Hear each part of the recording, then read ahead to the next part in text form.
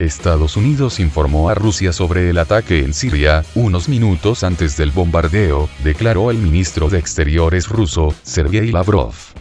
Informaron a nuestros militares con 4 o 5 minutos de antelación, dijo Lavrov en una rueda de prensa al finalizar negociaciones con su par afgano, Mohammad Hanif Atmar, en Moscú. El canciller ruso destacó que, aunque está en vigor el acuerdo sobre prevención de choques accidentales entre las tropas rusas y estadounidenses, una notificación de este tipo no sirve para nada cuando el ataque ya está en marcha. Recordó que Estados Unidos está en el territorio de Siria de forma ilegal y infringe así el derecho internacional, incluida la resolución del Consejo de Seguridad de la ONU sobre el asentamiento sirio. Además, Lavrov indicó que al parecer, Estados Unidos no va a retirarse nunca de Siria. Últimamente oímos diferentes informaciones de varias fuentes pero no podemos confirmarlas, y queremos preguntar directamente a la parte estadounidense que presuntamente han decidido no salir nunca de Siria, o incluso destruir el país, dijo.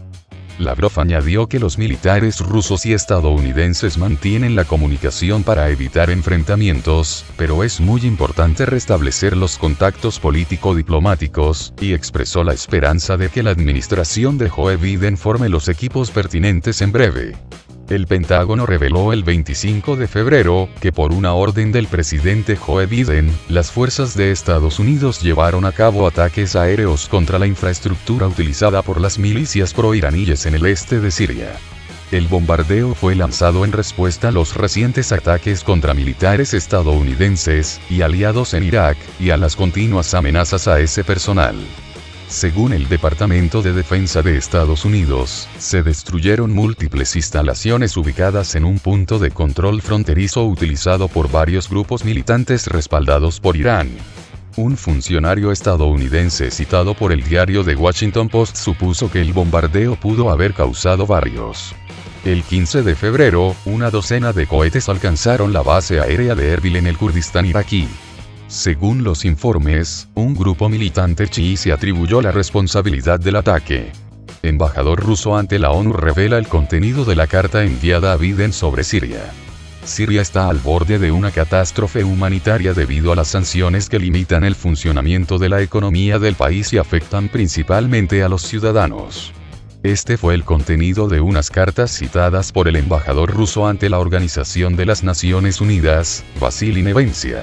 A finales de enero, al presidente de Estados Unidos, Joe Biden, y al primer ministro del Reino Unido, Boris Johnson, les enviaron unas cartas en las que se les pedía que levantasen las restricciones impuestas a Siria. Estas misivas fueron firmadas por más de 90 personas, incluidos académicos, representantes de organizaciones religiosas y humanitarias, ex embajadores del Reino Unido, Alemania, Túnez, Francia y Siria. Entre los firmantes se encuentra un miembro actual de la Cámara de los Lores del Parlamento británico.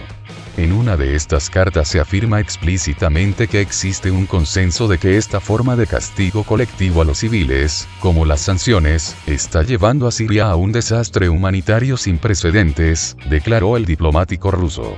Además, destacó que la población siria es la primera en ser golpeada por las sanciones. Los sirios necesitan acceder a los servicios de salud y la educación, restaurar la infraestructura destruida en los combates que se desencadenaron en el país tras la agresión del chantaje internacional. Desde marzo del año 2011, Siria vive un conflicto en el que las fuerzas gubernamentales se enfrentan a grupos armados de la oposición y a organizaciones. La solución del conflicto se busca en dos plataformas, la de Ginebra, bajo los auspicios de la ONU, y la de Astana, antiguo nombre de la capital kazaja, hoy Nur-Sultán, copatrocinada por Rusia, Turquía e Irán. Rusia está teniendo mucha paciencia con Estados Unidos. Violación flagrante del Tratado de Cielos Abiertos. Es la que están cometiendo los socios de Estados Unidos que integran el pacto, al compartir información sobre Rusia con el país norteamericano, al tiempo que Moscú no tiene acceso a ese tipo de información sobre Estados Unidos. Así lo entiende el analista internacional Eduardo Luque. Para mediados del presente año, Rusia puede finalizar con los procedimientos correspondientes de su salida de dicho tratado, según Konstantin Gravilov, jefe de la delegación rusa en las consultas sobre seguridad militar y control de armas en Viena. En este contexto, hay que recordar que a mediados de febrero, Moscú volvía a tenderle la mano a Estados Unidos, dejándole temporalmente abierta la puerta por si decidía regresar a dicho tratado, algo de lo que dejó constancia en una entrevista concedida a la prensa Sergei Ryabkov, viceministro de Exteriores ruso de Exteriores. Rusia está teniendo mucha paciencia con Estados Unidos, señala Luque al respecto. Su diplomacia está dando un sentido de armarse de razones, pero inevitablemente tienen que salir del tratado puesto que si no, se situaría en una posición un poco ridícula. Estados Unidos incumple sus tratados y a los demás se les obliga a permanecer en ellos. La posición de Rusia en este caso es coherente frente al diseño del nuevo presidente estadounidense, constata el analista. En este sentido, Gavrilov avisó que Rusia no se sentará a esperar la respuesta de Washington de forma indefinida. Proseguimos con nuestro trabajo interno todos los días. El tiempo para reflexionar se está agotando.